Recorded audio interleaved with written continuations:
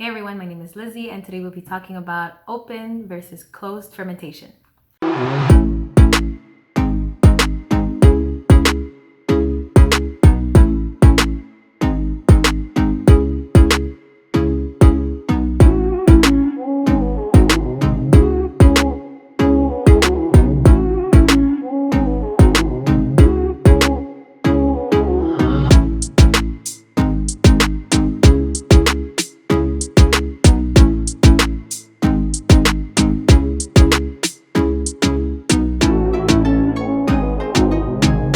So what is the difference between open and closed? Well, it's pretty self-explanatory. Open fermentation is done without a lid, and closed fermentation is when your fermenter has a lid on top.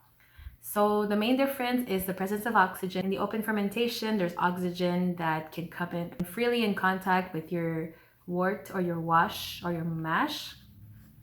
And in closed fermentation with the airlock, there is no presence of oxygen. Everything is tightly sealed inside a container and the CO2 escapes through the airlock.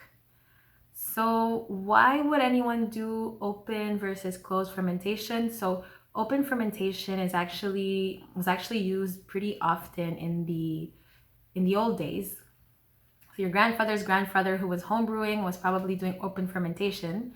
And what this entails is that they would mix in their sugar, water, yeast, any other ingredients during fermentation, and they would just leave the fermenter out in the open to ferment for the first 3-4 days. So why do they do this? Based on research, they say that when yeast is exposed to oxygen, it makes it stronger. So it's stronger because when yeast is exposed to oxygen, it prepares itself for the fermentation process. So oxygen makes yeast stronger. It also makes it happier.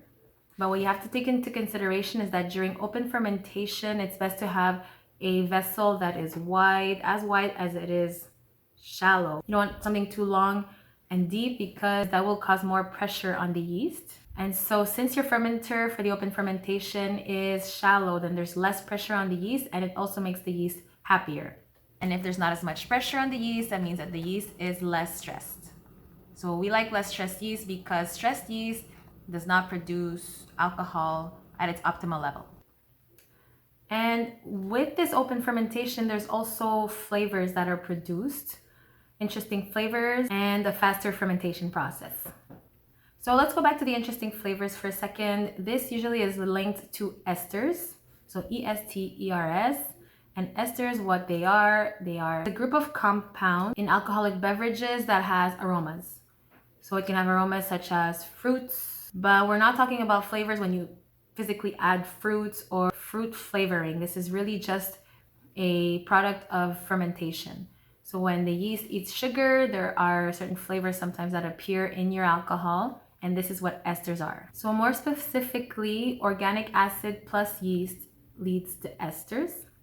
And you're gonna need different strains of yeast to have different flavors of esters. The flavors of the esters are also gonna depend on the composition of your alcohol. So how much grain, for example, how much sugar is gonna have an effect, and the temperature of your fermentation. And based on my research, the shallow fermenters, which are the ones used for open fermentation, they produce more esters, and stirring the pot will also lead to more esters. Although the yeast is happier and esters are produced, there are risks to open fermentation. So since your wash is exposed to the environment, you can have bugs, you can have bacteria, you can have mold in your alcohol, and you do not want that.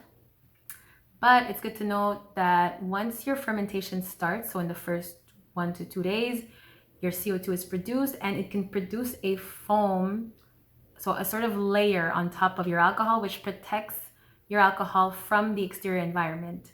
And that's why after the 3 days, you have to necessarily transfer your alcohol from the open fermenter to the closed, or else you have a lot of risk of it getting contaminated. Along with this risk are toxins and contaminants that can enter your wash. So you want to avoid this by also transferring it to the second fermentation. And when you do an open fermentation, it's hard to control the temperature because it's so exposed to the environment. So those are some things that you'd like to take into consideration if you want to try open fermentation. And just a side note, I believe that open fermentation is more recommended to experienced brewers. If you're new to the craft, just stay with closed fermentation. You have a lid an airlock, everything is controlled in the same environment, and you have a better chance of success because in the open fermentation, you have to time exactly when are you going to transfer your alcohol from when are you going to transfer your wash from the open to the closed, and you might mess this up. Who knows? You have to really know exactly when is the right time to do the transfer. And also during open fermentation, you have a higher risk of mold. So drop a comment below if you just scrape the mold off the wash, or do you keep the mold in? I've heard both stories. I've heard people distilling even if there were mold. Some have thrown away their washes. So drop a comment below and let me know, what do you do? And are you the type of person to do open fermentation or closed fermentation? So that'd be good to know as well. I'd like to know if open fermentation is pretty common nowadays. Although some might say, open fermentation, since oxygen enters the alcohol, doesn't that cause vinegar? Well, there is a point to that. So vinegar is caused by alcohol being exposed to oxygen, but this happens after 2 weeks to 2 months. So when you usually transfer from an open fermenter to a closed fermenter, you do it in a span of 3-4 days. Therefore, there's not enough oxygen to enter your wash in order to make vinegar. So you could be safe. So you don't have to worry about making vinegar. Vinegar is formed with this acetic bacteria, and you need a double fermentation to do vinegar. So more specifically, what happens is that the sugar eats the yeast and it produces alcohol or ethanol. And then this ethanol in the second fermentation is mixed with oxygen and acetic bacteria. And once this is mixed all together for a certain period of time, meaning 2 weeks to 2 months, then this produces acetic acid.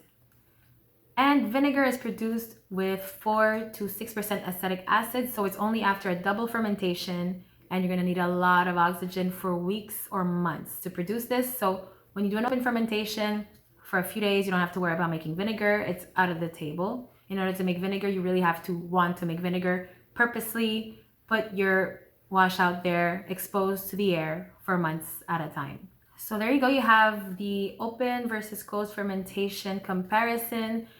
Well, I talk more about open fermentation because closed fermentation is the base. So usually the risk of closed fermentation are not producing alcohol. There's relatively not as much risk as doing open fermentation. As for the advantages, open fermentation might lead you to more flavors and happier yeast and a quicker fermentation. So you might want to try this once in a while for those experimenters out there. Let me know if you've tried open fermentation and how is your experience. If you're not comfortable with open fermentation because of the risk of mold and toxins, closed fermentation does the trick. So you can still make alcohol with closed fermentation, and you do not necessarily have to switch to the other side. So I hope this video was valuable. If it was, share with a friend, and don't forget to like and subscribe. I'll see you in the next one.